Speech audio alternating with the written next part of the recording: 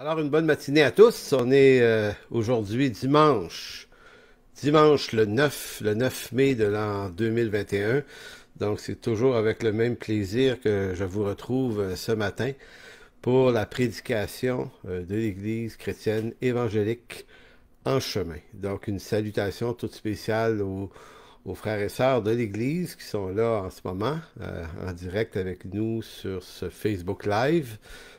Comme à l'habitude, nous aurons une rencontre sur le Zoom habituel. Tout le monde sait comment s'y rendre. Donc, dans l'Église, on va être là pour l'animation avec Guy Gravel tout à l'heure.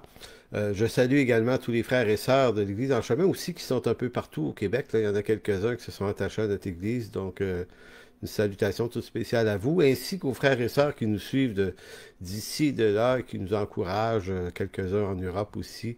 Encore une fois, je prends toujours le temps de vous remercier d'être là. Merci pour vos encouragements également. C'est vraiment une bénédiction. Donc aujourd'hui, on fait la suite du thème qu'on a commencé il y a plusieurs semaines. On est rendu à la séance 16 de la lettre de Paul aux Romains.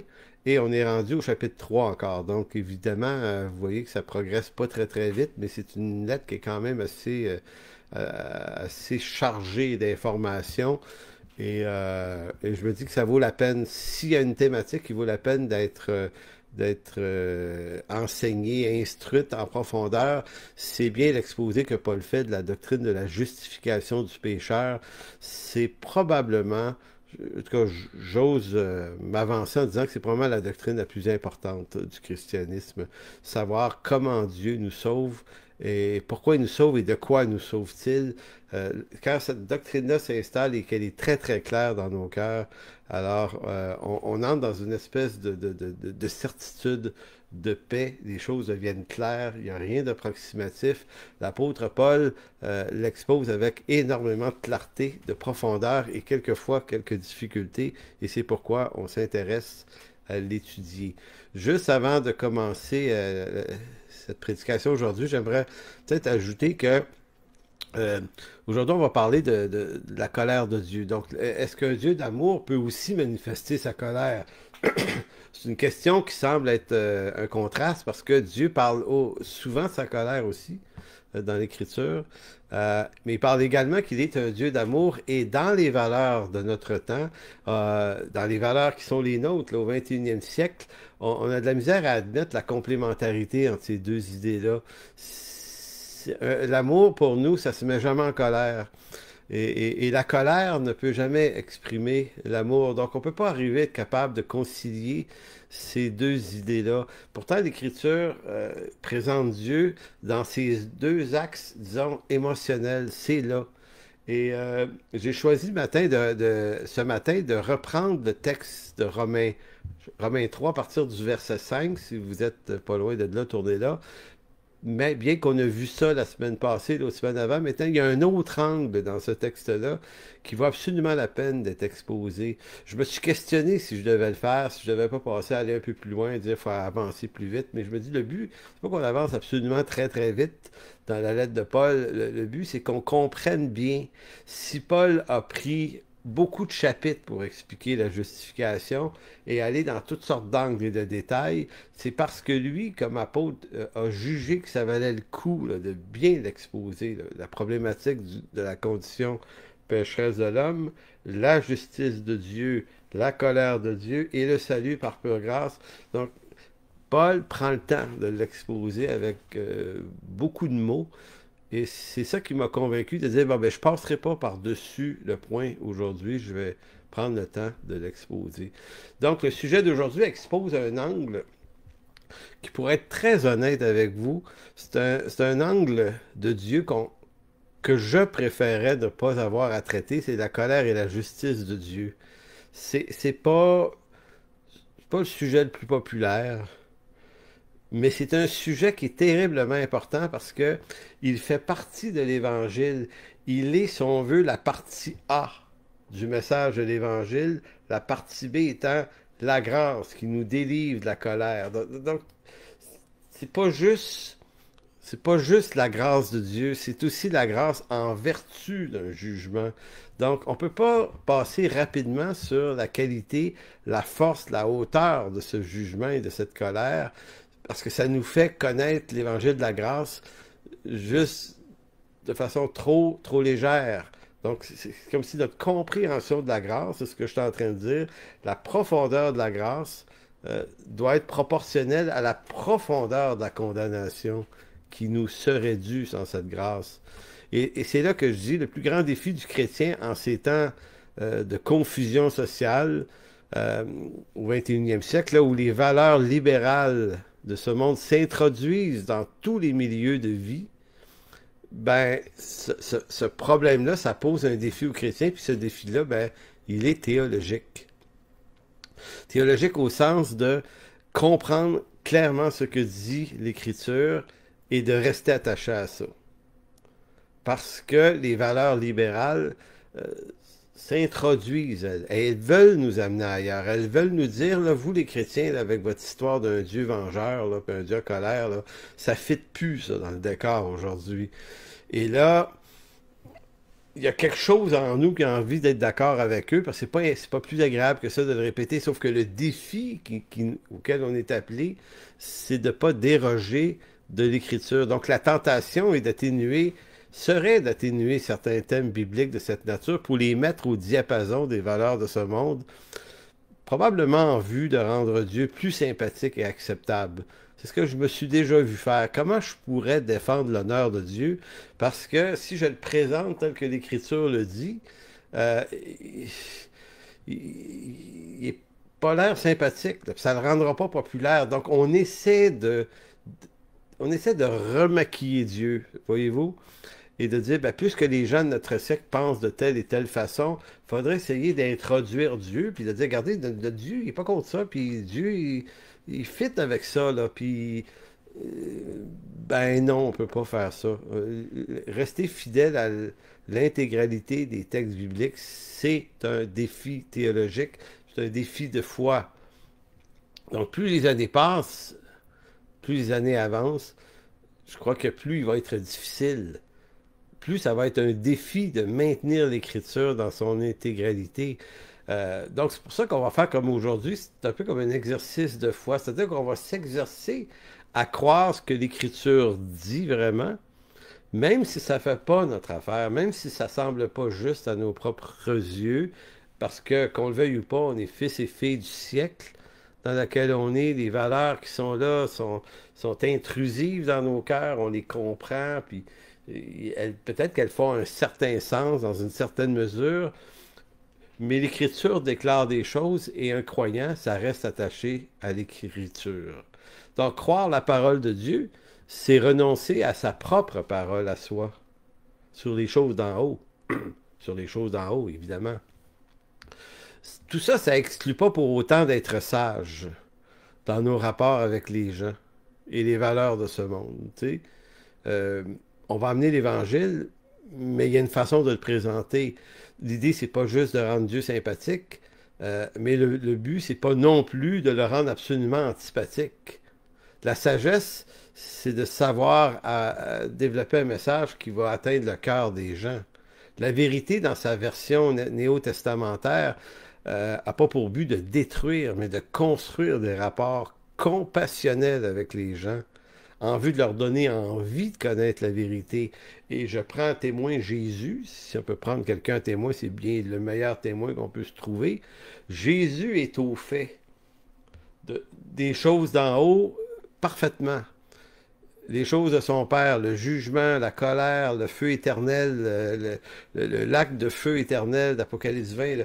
Pour lui, là, tout ça, là, c'est pas des choses qu'il croit, c'est des choses qu'il sait. Il est ce juge aussi. Euh, lui, son message, lorsqu'il est avec des hommes et des femmes en ce monde, faut se rappeler qu'il n'est pas en train continuellement de les menacer, de les garrocher d'un lac éternel de feu. Donc, ça fait partie de son message, mais c'est pas essentiel. Son message, c'est d'être sauvé par lui. Voyez-vous, c'est pas... Je sais pas comment expliquer ça. Jésus a de la compassion. Il y a une approche qui est quand même assez douce avec le pécheur notoire. Il est beaucoup plus sévère avec les pharisiens, les sadducéens, les docteurs de la loi, qui, eux, le confrontaient sur la vérité, alors que bien souvent, bien qu'ils étaient des docteurs, erraient complètement à côté, n'étaient pas capables de reconnaître celui de qui ils s'intéressaient depuis qu'ils étaient jeunes dans les synagogues. Jésus, il est devant eux autres, ne le reconnaissent pas, puis ils le contredisent, ils le condamnent lui, ils l'accusent lui. Évidemment, il va être très, très dur avec eux. Mais avec le pécheur notoire, avec la prostituée, avec le lépreux, avec le samaritain, avec tous ces gens-là, il est compassionnel. Et il faut faire de Christ notre modèle de communication. Comment parle-t-il aux gens? Et ça va dans le même sens que l'apôtre Paul en Acte 17. Lorsque Paul est devant l'aréopage d'Athènes, il leur dit pas, Athéniens et Athéniennes, je viens vous annoncer qu'un lac de feu éternel vous attend, dans lequel vous brûlerez pendant toute l'éternité dans un feu de la géhenne qui ne s'éteint point. Non, il parle à des Grecs, fait qu'il il va puiser dans la culture grecque des arguments qu'eux avaient. Il dit, vos poètes ont déjà dit. Voyez-vous, il y a une sagesse, et user de sagesse, ce n'est pas nécessairement faire de compromis avec l'Évangile. Donc, Paul n'a pas fait de compromis dans Acte 17, mais il a essayé de trouver des voies de sagesse pour amener cet Évangile-là dans un monde de mentalité grecque. Et à la fin, il va quand même leur dire au verset 30, Dieu, sans tenir compte des temps d'ignorance, annonce maintenant à tous les hommes et en tout lieu qu'ils aient à se repentir. Ah, quand même. Donc il leur dit, vous allez devoir renoncer, vous repentir, parce qu'il a fixé un jour où il jugera le monde selon la justice par l'homme, qui est Jésus-Christ, là, qu'il a désigné, ce dont il a donné à tous la preuve certaine en le ressuscitant des morts. Donc, l'apôtre Paul est très sage, mais dans sa sagesse, il n'exclut pas de cacher le message, le repentir, la justice de Dieu, le rendre compte à Dieu. Il va l'amener aussi, ça fait partie du message. Donc, c'est cet équilibre-là qui est souvent difficile à atteindre. Donc, j'ai fait une longue introduction. Certains textes bibliques, donc, nous parlent de l'amour de Dieu, d'autres nous parlent de la colère de Dieu. Donc, à qui on a affaire? C'est un peu la question qu'on se pose. J'avais fait une petite blague dans mon introduction hier. Est-ce qu'on a affaire à un Dieu bipolaire? Tu sais, bipolaire au sens qu'un Dieu qui réagit émotivement en fonction de circonstances, un Dieu fragile qui ne contrôle pas tout à fait ses poussées, ses poussées de colère. Non, évidemment non. Parce que Dieu, dans sa justice, est tout à fait juste autant lorsqu'il manifeste son amour que lorsqu'il manifeste sa colère.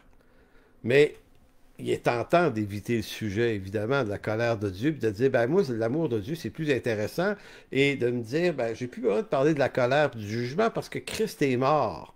Il est mort pour le péché, donc, OK, ça permet d'évacuer le sujet. Sauf que ce qu'on va comprendre aujourd'hui, c'est qu'à partir du moment où on évacue le sujet de la condamnation, la justice et la colère de Dieu, en évacuant ces sujets-là, on vient de diminuer la qualité de la grâce de Dieu, la hauteur, la profondeur de l'amour et la grâce de Dieu. Parce que la grâce de Dieu, la bonté de Dieu sont proportionnelles à ce qui nous attendait en termes de condamnation. Donc, si on évite le sujet de notre condamnation, on évite également de comprendre la grâce de Dieu. Comme me disait d'ailleurs un confrère pasteur cette semaine, il disait la psycho moderne, des fois, elle tend à vouloir excuser, expliquer beaucoup de choses, puis ça a sans doute du très très bon en passant, on sait de comprendre, là, puis comprendre les gens, puis les circonstances.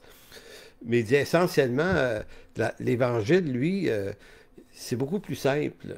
Il nous dit que l'homme, devant Dieu, là, tout ne se règle pas par la compréhension des mécanismes qui l'ont fait faire ceci ou cela. Il disait l'Évangile, c'est un appel à la repentance. Donc, elle nous dit trois choses, l'Évangile. Tu es un pécheur, c'est ça le problème. Deux, tu dois être amené à la repentance. Et ensuite, la conversion. Péché, repentance, conversion. c'est le point de départ. Tout s'expliquer, les comment et les pourquoi, ça ne sauve pas. Mais la repentance et la conversion, ça sauve et ça délivre. Donc, en Romains 5.3, 3.5, pardon, Paul dira, mais si notre injustice établit la justice de Dieu, que dirons-nous donc? Je relis ça, c'est le point important. Si notre injustice, notre péché établit la justice de Dieu, que dirons-nous? Dieu est-il injuste quand il déclenche sa colère? Je parle à la manière des hommes, et à la réponse que Paul posait, il se répond lui-même, il dit loin de là. En d'autres mots, le loin de là, c'est non, Dieu n'est pas injuste quand il déclenche sa colère, il est juste. Autrement, comment Dieu jugerait-il le monde? Et si par mon mensonge, Paul fait référence au verset 4, que Dieu soit reconnu pour vrai et l'homme menteur, verset 4, là, du même chapitre.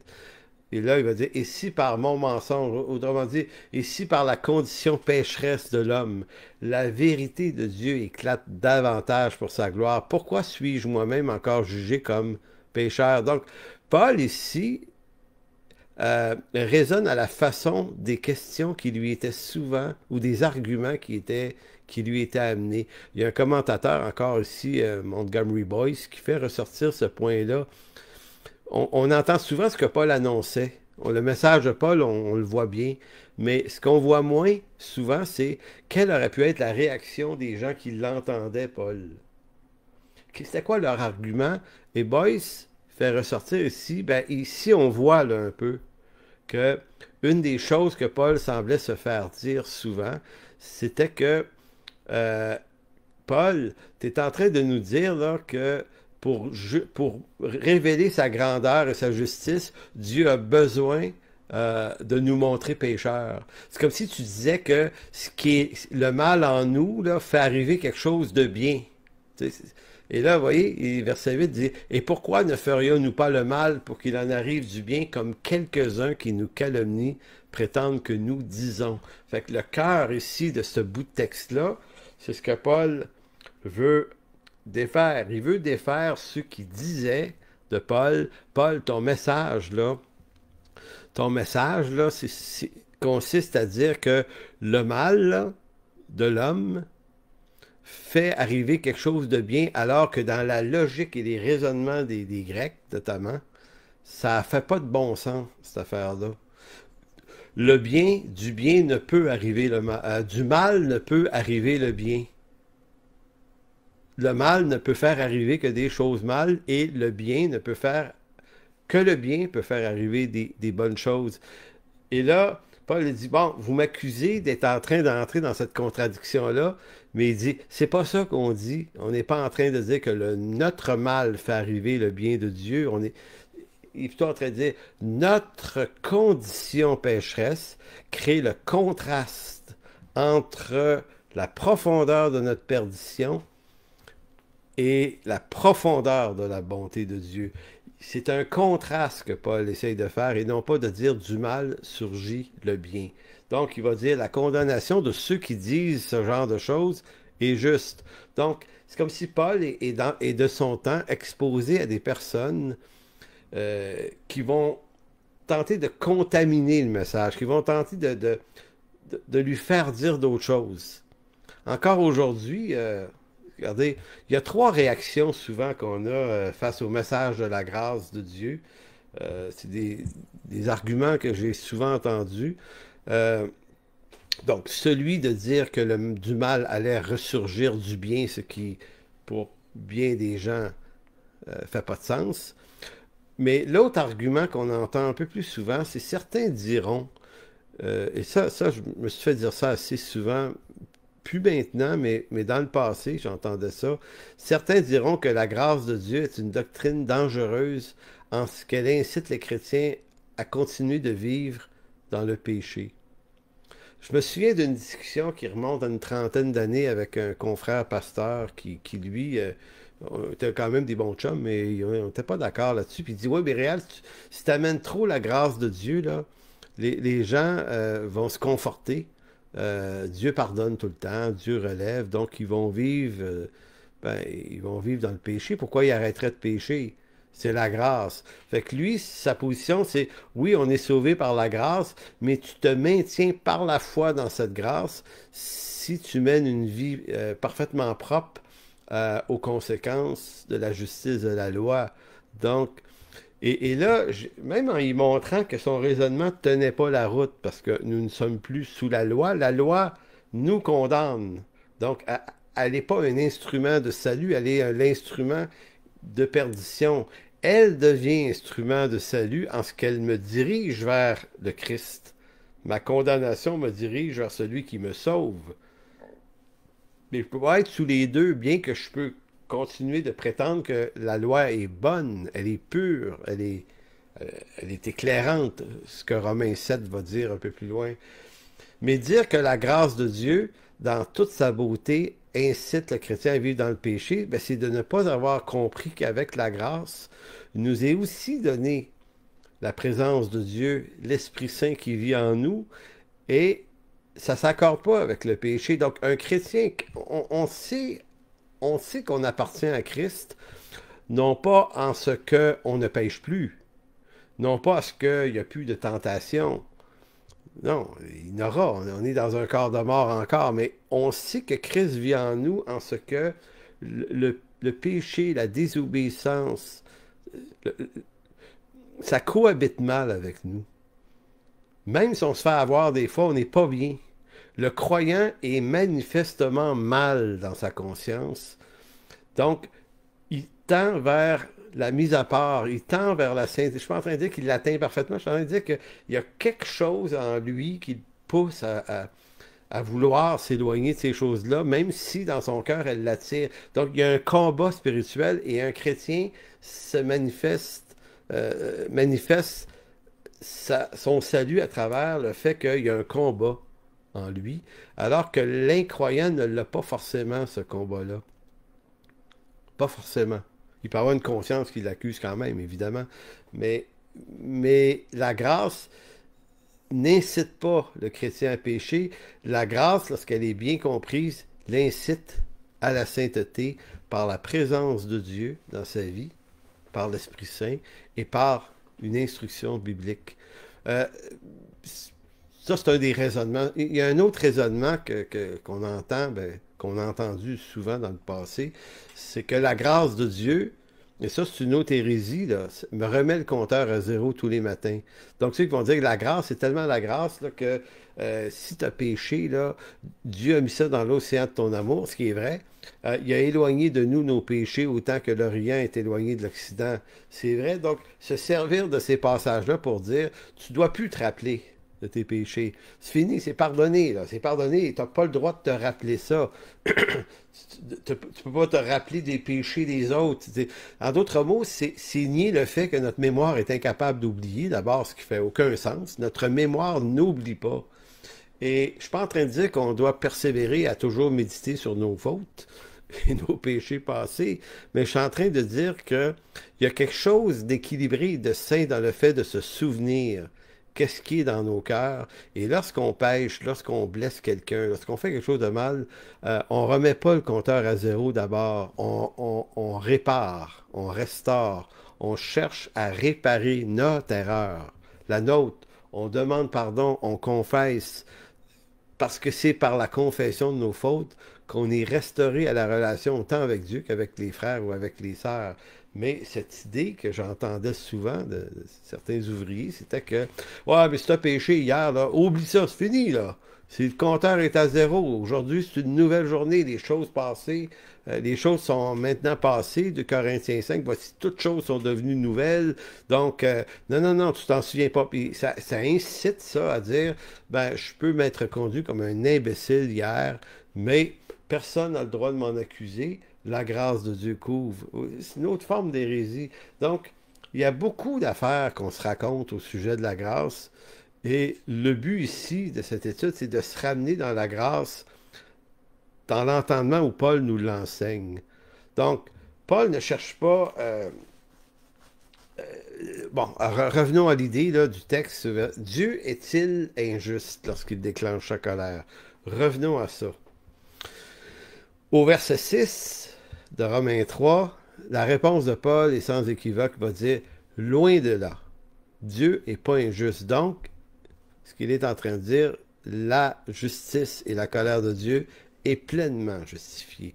Paul met ici en lumière la manière qu'ont les hommes de raisonner quant à la justice de Dieu. Il est courant même chez les chrétiens de croire que Dieu devrait exercer une justice telle que l'homme conçoit dans ce qui est juste. Donc, je redis ça là. Dieu établit, il nous parle de sa justice, il nous parle comment résonne sa justice. Et il faut comprendre que nous, les hommes, en Adam, on se construit une autre justice. Notre problème, c'est qu'on va tendre à penser que la justice de Dieu doit ressembler à la nôtre. Dieu doit sûrement penser comme je pense. Regardez, j'avais un échange dernièrement, encore au sujet de l'histoire de la pandémie, dans lequel j'expliquais que l'Écriture nous demande de ne pas maudire les autorités, mais de les bénir. Elle nous demande de bénir ceux qui nous persécutent, de ceux qui nous maltraitent. Jésus le dit dans Matthieu 6, Pierre le dit dans sa lettre, dans une de ses deux lettres, dans 1 Pierre ou 2 Pierre, je ne me souviens plus laquelle des deux, et Paul le dit également dans Romains 14. C'est dit à de multiples reprises, notre rapport aux autorités civiles potentiellement persécuteurs, on doit les bénir et prier pour eux. C'est ce que Dieu déclare à travers la bouche de ses apôtres. Et dans l'échange que j'avais, certains disaient, ouais, oui, c'est écrit, oui, mais là, c'est pas pareil. Là, on peut pas laisser faire ça. Il y a des gens qui pleurent à cause de la pandémie, il y a des gens qui perdent leur job, il y a des gens qui souffrent. Oui, nous souffrons tous, mais est-ce que l'émotion de notre souffrance et de notre perception de la situation va nous faire quitter l'Écriture pour adopter une posture, dire oui, mais là, c'est pas pareil. Là, j'ai le droit là, de m'agréer. Si vous me posez la question, je vais vous dire, ben, c'est un test de foi. Là. C'est là qu'on voit qui a vraiment serré l'Écriture dans son cœur pour obéir à l'Écriture, même quand ta justice est défiée. Même parce que l'apôtre Paul, l'apôtre Pierre ont été torturés par ceux à qui il disait de se soumettre. Les deux sont morts à Rome par des tortionnaires. Pendant que Paul parle, Néron, là, ici, là, brûlait des chrétiens comme des torches vivantes dans ses jardins. C'était des fous, là. Et là, on a de la misère à capter ça. On dit, oui, mais attends une minute, Seigneur, ça n'a pas de bon sens. Qu'est-ce qu'ils ont fait là? On va se mettre contre eux. Nada. Paul et Pierre vont dire, non, vous allez les honorer, vous allez prier pour eux afin qu'on vive dans la paix. Hein? Dans 1 Timothée 2, c'est ce que Paul dit. Puis vous n'allez pas vous confronter contre eux. Vous allez les honorer. Hey! Je comprends le défi de justice. Je l'ai moi-même, ce défi-là. Il y a des choses qui nous enragent, qui nous dérangent, mais le défi de la foi, c'est de dire, je vais rester attaché à l'Écriture et à ce qu'elle me dit, même si ça contredit mon entendement. Pourquoi je vais faire ça? Parce qu'ainsi sont les héros de la foi. Ils croient que l'Écriture et que Dieu ne peut pas leur mentir. Dieu ne peut pas me tromper. Fait que la voie la plus sûre pour moi, c'est l'Écriture. À toutes les fois au cours de la dernière année, là, que dans ma tête, là, ça frôlait la révolte là, contre les situations, le gouvernement qui gère des fois, on n'est pas sûr s'il gère ça bien. On croit que oui, hein, mais des fois, c'est pas clair. C'est pas clair. Mais à toutes les fois que ça m'arrive là, d'avoir des doutes, il y avait ce petit verset du psaume 119 qui me revenait, qui disait « Je serre ta parole dans mon cœur afin de ne pas pécher contre toi. » Ta parole est une lumière sur mon sentier. Ta parole est une lumière sur mon sentier.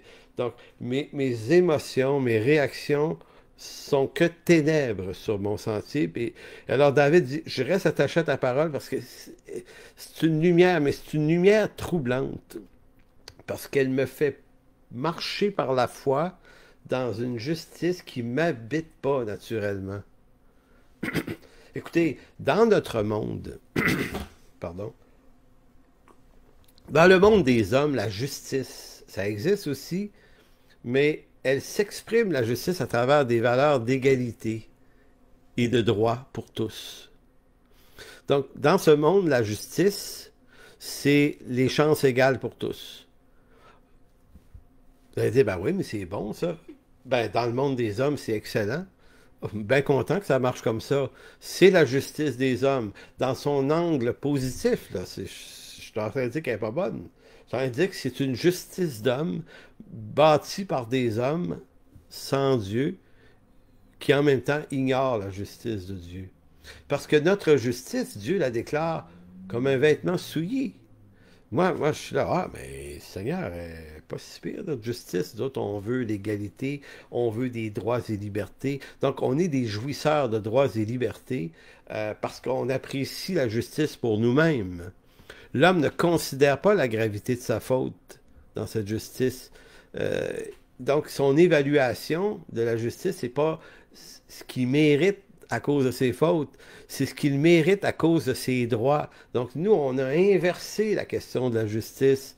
La justice, c'est mes droits, ma liberté.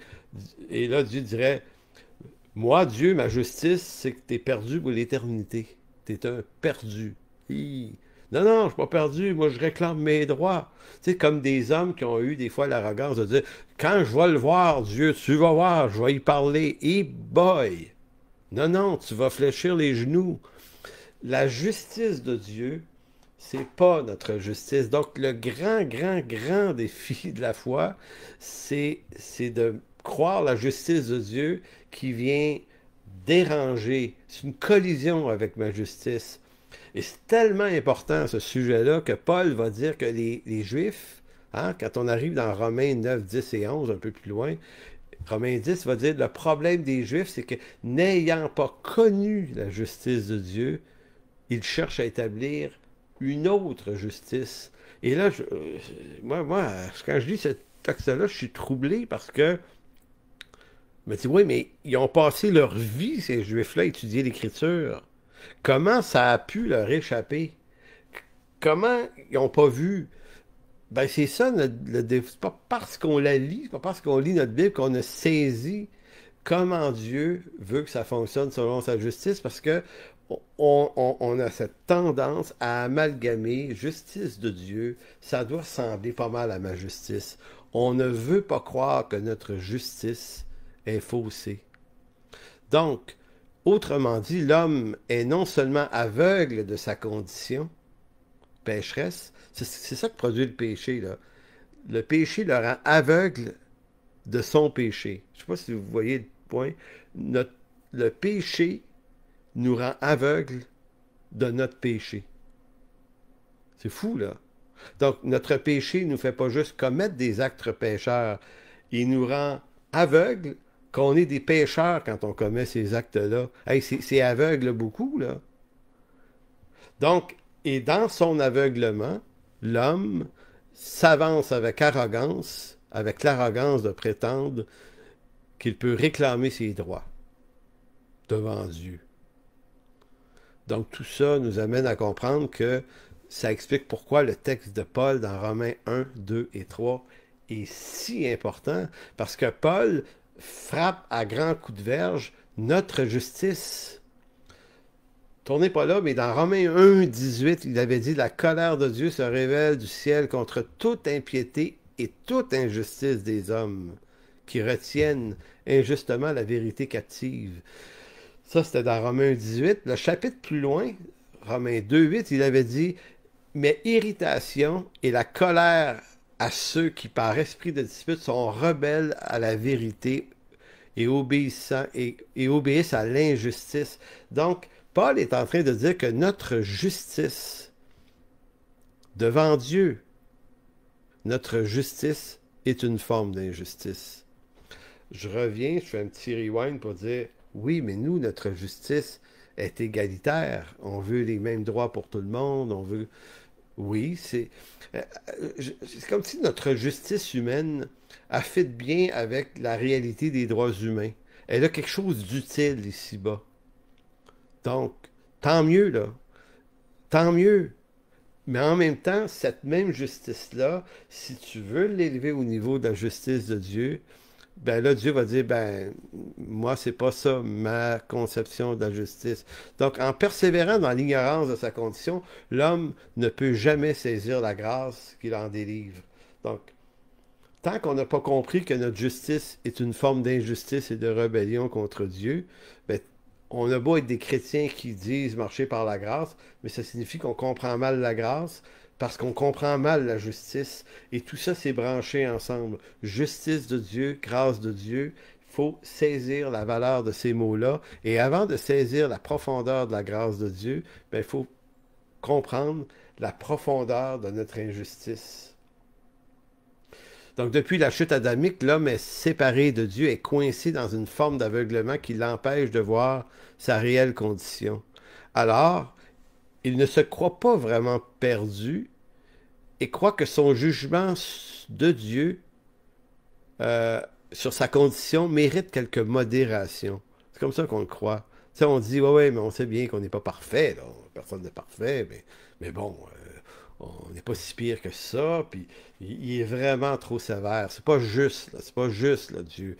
Au fond de nos cœurs, nous croyons que nous sommes pécheurs, mais pas au point de mériter les pires colères de Dieu. Il y a quelque chose en nous qui résiste à l'idée que la perdition éternelle de tous les hommes est pleinement méritée. On ne croit pas ça. Pire encore, il nous paraît totalement injuste que Dieu puisse condamner pour l'éternité des hommes et des femmes qui n'auraient jamais, à travers l'histoire, entendu l'Évangile. C'est un gros dilemme, ça. Ben, moi, je l'ai eu longtemps, puis encore aujourd'hui, ça me trouble. Je me dis, Seigneur, pendant des siècles, là, il y a des gens en Afrique, en Chine, là, qui n'ont pas entendu l'Évangile. Là. L'Évangile est sorti de l'Asie, du Proche-Orient et de l'Europe à partir du 15-16e siècle seulement, là, pour commencer à se répandre un peu plus loin. Fait que je me dis que les gens là, qui vivaient là, ils sont pas sauvés, les autres. Ils ont même pas eu la chance d'entendre l'Évangile. Au moins, s'ils l'avaient entendu, puis ils l'auraient refusé. On dirait c'est de leur faute. Mais ils l'ont même pas entendu, ils seraient condamnés. Est-ce que ça vous trouble? Moi, ça me trouble. J'avoue, là, je vous avoue que ça me trouble. Seigneur, c'est rough. Je comprends pas. Mais quand je creuse un peu, je me dis, mais pourquoi je comprends pas? C'est quoi que je comprends pas? Ben, je comprends pas que nous méritons tous la mort et que c'est ça qui est juste. Qu'on entende ou qu'on n'entende pas l'Évangile, ça change rien que ce qu'on mérite, ce que nous méritons tous, c'est la mort. Et là, on se dit, ouais, mais c'est vraiment trop sévère, on n'est pas si pire que ça. En se disant ça, on dit, OK, on comprend pas à quel point notre condition pécheresse est une offense. C'est-à-dire, on ne comprend pas. On se trouve bon, nous autres. On se trouve pas pire. Je rappellerai une discussion que j'ai eue il y a peut-être 7-8 ans avec une jeune femme qui était, euh, que j'ai vue juste cette fois-là d'ailleurs. C'est sa mère qui l'avait amenée à l'église. Puis cette jeune femme-là, qui avait une trentaine d'années, avait grandi dans les églises, quelque part, je sais pas où, là, mais en tout cas, elle avait grandi. Puis arrivée à l'âge adulte, comme bien des jeunes, elle avait levé les feutres. Ça ne l'intéressait plus.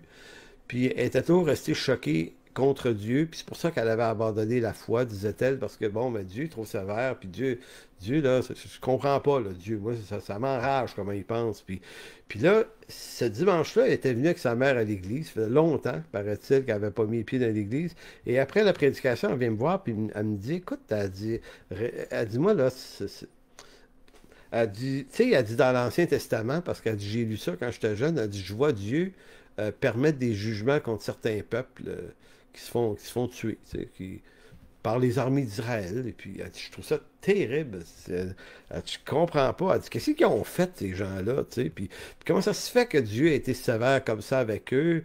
Puis là, je l'écoutais parler, puis je lui dis, j'ai dit, en fait, plutôt que de répondre juste à la question pourquoi ces peuples-là ont péri, j'ai dit, la vraie question, c'est pourquoi moi et toi, on ne périt pas autant qu'eux? Parce qu'on mérite la même chose. Je sais que c'est pas une question, une réponse idéale, là. Mais ce que je voulais lui faire comprendre, c'est que Ce qui est injuste, c'est pas tant qu'eux soient morts, parce que c'est ce que nous méritons tous. J'ai dit, ce qui est peut-être injuste, c'est que moi puis toi, on est encore vivants pour s'en parler. Puis que le Christ devant nous, qui nous offre par sa grâce le salut gratuit, de passer de cette mort à la vie. Donc, c'est injuste d'un point de vue de la justice humaine, des affaires de même, mais du point de vue de la justice de Dieu, c'est la manifestation de sa justice. Donc, vous voyez, c'est pour ça que je disais au début, il y a un exercice de foi dans notre marche avec Dieu. Il y a vraiment un exercice de foi. Et la foi consiste à accepter comment Dieu dit les choses. Même si dans mon cœur, ça ne rencontre pas ma justice. Je veux dire, ben, regarde, c'est la sienne. C'est lui Dieu, c'est lui le Créateur, et sa justice est juste. Ça, je le sais, sa parole le dit. Dieu n'est pas injuste, il est juste. C'est mon problème à moi de ne pas bien comprendre sa justice, mais c'est pas son problème à lui. Donc, l'exercice de foi, c'est, même si ça fait pas mon affaire, je vais m'attacher à sa justice à lui. Je vais croire à comment lui croit à sa justice, comment il la donne, comment il la dit. Et parce que sinon, je vais rentrer dans l'étalement de solutions. Je vais essayer de trouver une façon de contourner ça. Donc, pour certains, chez les catholiques notamment, ça a été il n'était pas croyant, mais il a fait des bonnes œuvres. Ça a été une tellement bonne personne que finalement, s'il était une bonne personne, c'est qu'il était chrétien. Peut-être qu'il s'ignorait. On a vu ça des fois dans des célébrations funéraires. Et des fois, ben, le curé pouvait même aller jusqu'à mentir. Le gars qui est en tombe, c'était peut-être un salopard, mais finalement, on disait oui, mais on se souvient qu'il a déjà fait un petit quelque chose. Bien, en d'autres mots, on veut trouver la bonne action pour justifier que non, il ne peut pas être jugé si sévèrement par Dieu, ça se peut pas. Pourtant, le salut, nous dit l'Écriture, n'est point par les œuvres. Mais c'est un échappatoire. Les catholiques aussi ont inventé ce qu'on appelle le purgatoire. Tu sais, le purgatoire, c'est cette façon de dire, OK, Dieu va juger, mais il y a un lieu d'expiation. Tu sais, Christ n'aurait pas fourni une expiation complète, en tout cas pas pour tout le monde, mettons. Donc, le purgatoire, c'est ce lieu où tu vas aller quand même expier. Et pour un temps indéterminé dans l'éternité, je ne sais pas ce que ça veut dire, c'est bizarre, mais après ça, tu vas réintégrer les saints au ciel. Encore là, c'est quoi ça? C'est une voie de contournement pour contourner la justice de Dieu telle qu'elle est exprimée dans l'Écriture. Un autre voie de contournement, c'est Dieu sauvera tout le monde à la fin, car dans son amour, il ne pourra pas se résigner à punir éternellement les pécheurs. Cet argument-là est bien connu. Donc, c'est l'universalité du salut.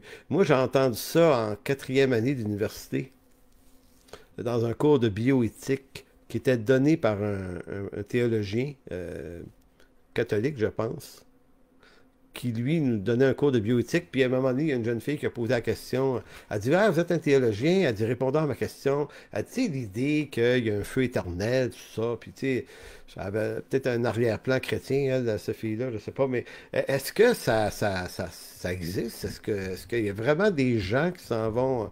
Et lui a dit, ben oui, c'est écrit dans la Bible, mais il dit, nous, ce qu'on croit, c'est que Dieu est tellement amour qu'il ne pourra pas se résigner. Donc, Dieu a écrit des choses pour changer d'idée. Fait que là, OK, non. Non, non. Dieu n'est pas un homme pour mentir. Donc, il aurait menti dans l'Écriture, mais dans l'éternité, il va rattraper son mensonge. Il va dire, ah, c'était une joke, je ne veux pas vraiment vous perdre. Vous sauve tout. Voyons. J'étais trop émotif quand je l'ai fait écrire par mes prophètes. J'étais un petit peu... non. Ben non. C'est pas ça qui est écrit. Un autre argument, c'est le lac de feu où se retrouveront les réprouvés est juste une image et non une réalité éternelle. Il y en a d'autres qui vont nous pondre ça. D'autres vont dire, OK, oui, le lac de feu, il est réel, il est littéral, sauf que les réprouvés vont disparaître. Ils vont se consumer. L'Écriture ne le dit pas non plus. Donc, l'Écriture n'approuve pas ce type de raisonnement. C'est pas... Moi, je les approuverais, là, dans ma chair. Là. Moi, si tout le monde était sauvé, puis que l'enfer n'existe pas, puis tout ça, c'est pas réel. Si l'œuvre de Christ sauvait tout le monde, moi, je serais bien content. Ça ferait mon affaire dans ma justice. Ça soulagerait quelque chose, c'est clair. Mais sauf que l'Écriture, ne le disant pas, ou affirmant l'inverse, j'ai le devoir et l'obligation de rester attaché à l'Écriture. Donc, toutes ces solutions euh, répondent au même motif. Il y a des motivations qui nous poussent à chercher des voies d'évitement. C'est, d'une part, on veut éviter de croire que l'homme est pécheur au point qu'il mérite pleinement un châtiment éternel. Et le deuxième argument qu'on se donne, c'est, ben, on aimerait sauver Dieu de sa mauvaise réputation de vengeur et colérique. On voudrait le rendre plus sympathique. Et je pense que ça ne nous regarde pas, rendu là. Dieu est qui il est. Que ça m'arrange ou pas, ça ne changera pas grand-chose.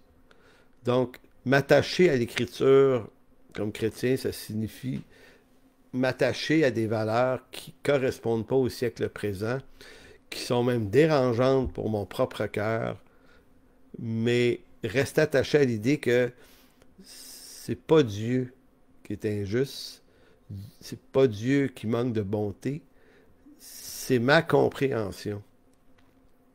C'est la faiblesse de ma capacité à comprendre la justice de Dieu qui pose mon problème. Paul veut amener les chrétiens de Rome, lorsqu'il fait cet exposé sur la justification, il veut les amener à renoncer à ce que l'homme naturel croit. Parce qu'il veut les amener à adhérer par la foi à ce qui est vrai concernant Dieu. Et c'est ça le grand défi. C'est pour ça que j'ai commencé cette prédication-là en disant le grand défi du croyant au 21e siècle, il est de nature théologique, c'est-à-dire croire l'Écriture comme elle est dans un monde qui de plus en plus attaque l'Écriture, attaque le christianisme et le fait paraître comme étant une religion extrêmement négative à cause de ces textes-là. Si j'embarque dans leur train de pensée, pardon, un petit verre d'eau là,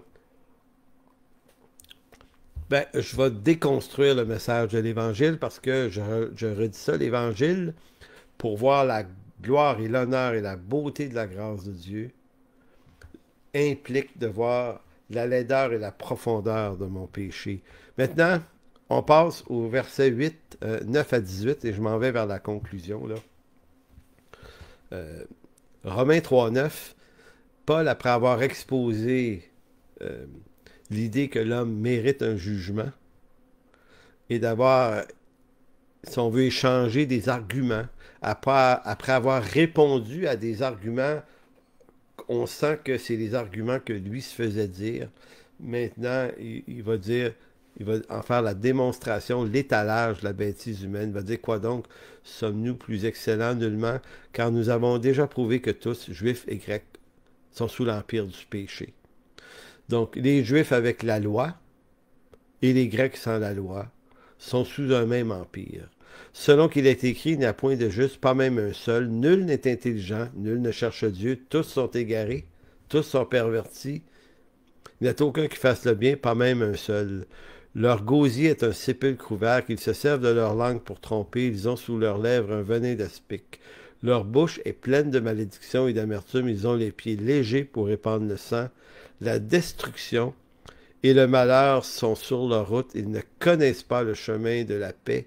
La crainte de Dieu n'est pas devant leurs yeux. Donc, vous voyez un petit peu l'étendue. Donc, Paul ici déverse. Ce sont des textes qui viennent de l'Ancien Testament. Donc, Paul n'est pas en colère ici, il n'est pas frustré, il n'est pas, il n'est pas en train de s'acharner à vouloir montrer la méchanceté de l'homme à tout prix, puis comme si il était anti-humain, le gars, là, puis il voulait juste nous frapper dessus, puis voyez à quel point vous êtes mauvais. On peut avoir cette impression, mais en réalité, Paul fait un exposé qui est extrêmement positif. Parce qu'il est au cœur de son évangile. Au chapitre 1, il dit c'est mon évangile. Et dans son évangile, il reprend le même profil que Jésus. Montrer à l'homme qu'il est perdu, et que s'il ne reconnaît pas son état de perdition, ben, il ne peut pas être sauvé parce que seul un perdu peut être trouvé. Comme il avait dit dans l'évangile de Matthieu, seul un médecin a besoin, seule une personne malade a réellement besoin d'un médecin.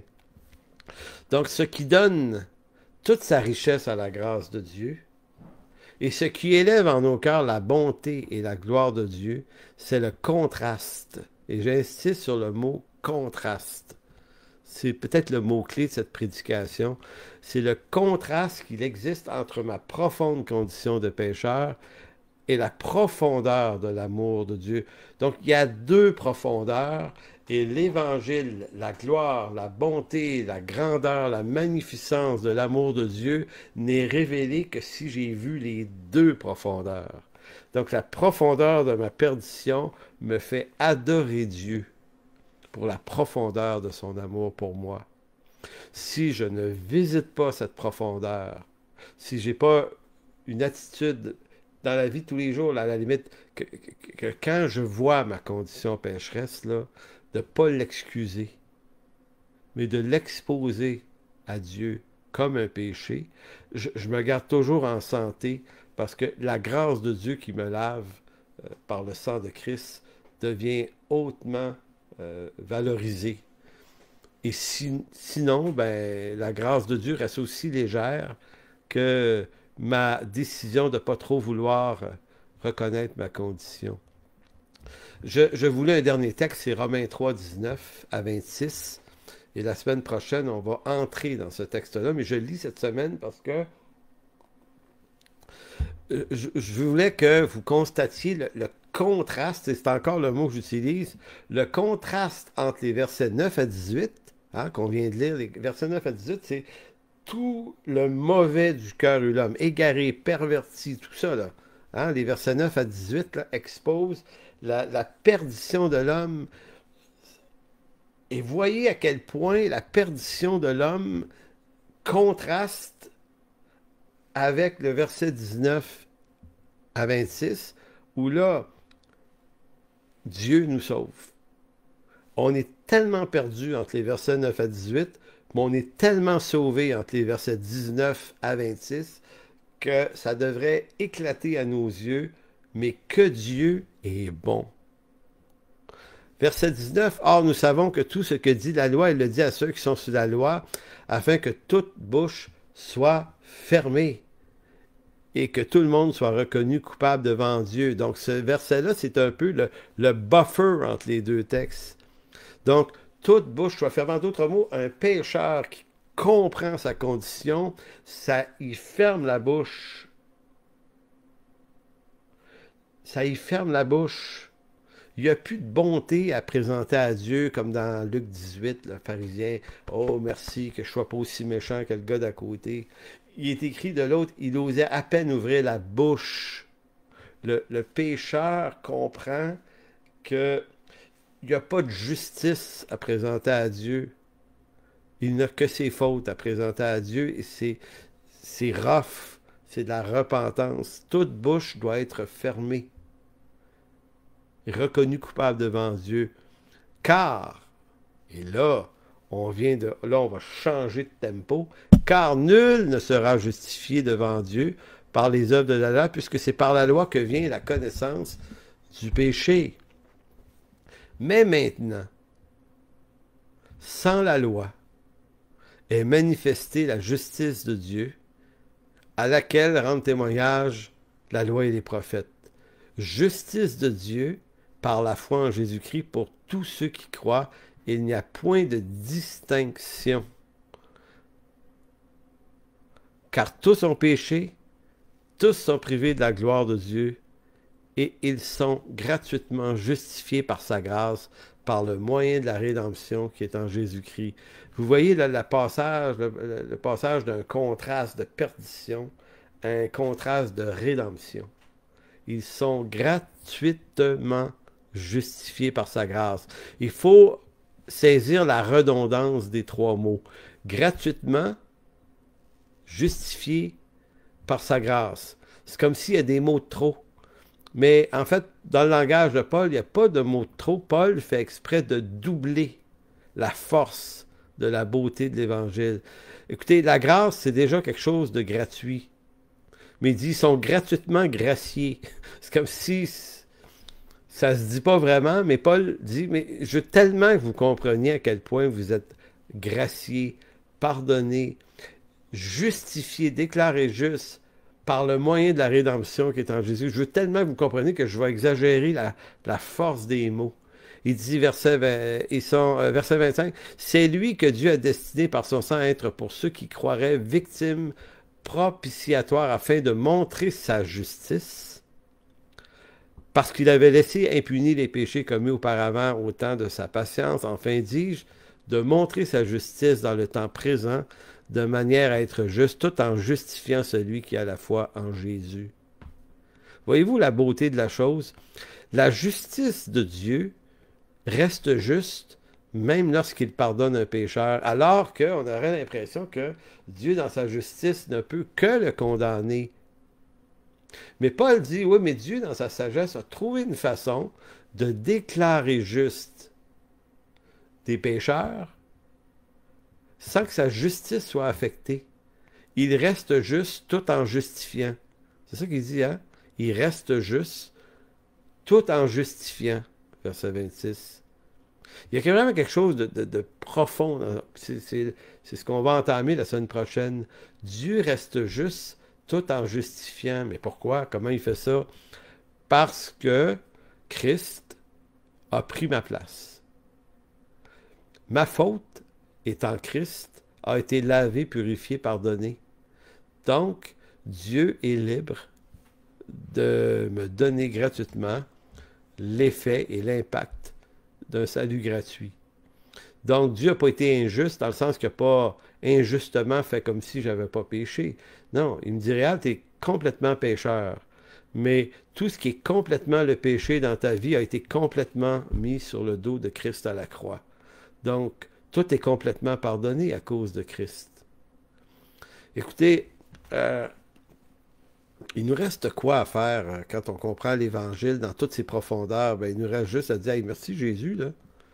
Puis ce soir, on va, en se couchant, on dit ben merci Jésus. Puis demain matin, ben merci Jésus. Puis c'est comme le fameux chant de John Newton, Amazing Grace, grâce infinie de notre Dieu qui a sauvé un pécheur comme moi, là. Puis j'ai aucun mérite à ça, là. Je suis pas plus brillant que mes voisins qui ne connaissent pas. C'est pas mon intelligence, c'est Christ qui s'est révélé dans ma vie par son pardon parfait. Alors, Seigneur, merci de bénir, de pardonner des pécheurs, Seigneur, si des hommes et des femmes entendent cette prédication. Je vous encourage à vous tourner vers lui. Vous n'avez pas besoin d'être dans une église. Vous n'avez même pas besoin d'être devant un pasteur pour ça. Vous-même, prenez un temps seul dans votre chambre, pliez le genou devant lui, reconnaissez votre condition pécheresse et réclamez qu'il puisse vous donner son salut éternel. Tournez-vous vers lui. Dans quelques années, vous allez découvrir que c'est lui qui a fait en sorte que vous vous tourniez vers lui, mais ça, c'est pas grave. Tournez-vous vers lui aujourd'hui. Reconnaissez votre condition. Seigneur, on veut te rendre grâce pour ton salut, puis on veut vraiment te dire merci ce matin. Pas merci un peu, là. Merci beaucoup, Seigneur. Merci beaucoup. Merci beaucoup pour ta bonté. Merci pour ta fidélité. Merci de m'avoir rendu conscient de ce que ma condition pécheresse me rendait aveugle. C'est-à-dire aveugle de ma condition. Merci, mon Dieu, de bénir abondamment cette journée dans le précieux nom de Jésus. Amen. Donc, une bonne journée à tous. On se revoit la semaine prochaine pour la prédication de l'Église en chemin. Et pour ceux de l'Église en chemin, ben, on se revoit dans quelques instants sur le Zoom. À tout à l'heure.